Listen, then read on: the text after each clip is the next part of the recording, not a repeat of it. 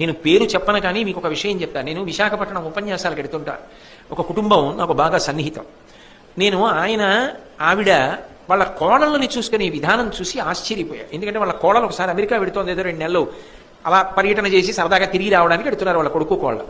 ఆ పిల్ల వెడుతూ ఆ అత్తగారిని పట్టుకుని ఇడిచింది.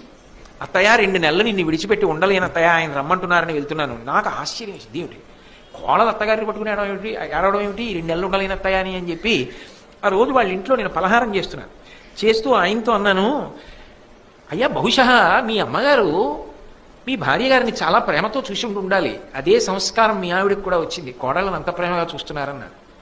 ఆయన పలహారం చేస్తున్న ఆయన ఆపి, మా అమ్మ గురించి ఒక్క మాట వ్యతిరేకంగా మాట్లాడడం నాకు ఇష్టం లేదు కానీ కోటేశ్వరారు, మా అమ్మ చాలా బాధ పెట్టిందండి నా భార్యని, అయినా మా అమ్మ నాకు పూజనీయురాలు, నేను ఒక్క మాట మా అమ్మకి వ్యతిరేకంగా మాట్లాడను.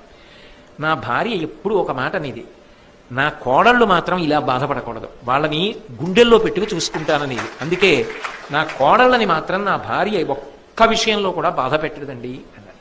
ఆ ఇంట ప్రశాంతత, ఆ ఇంటి వృద్ధి అంతా ఎందువల్ల వచ్చిందంటే తాను కష్టపడినా ఆ కష్టం తన కోడలకి రాకూడదని ఆలోచించిన అత్తగారి పెద్ద మనసు. అక్కడే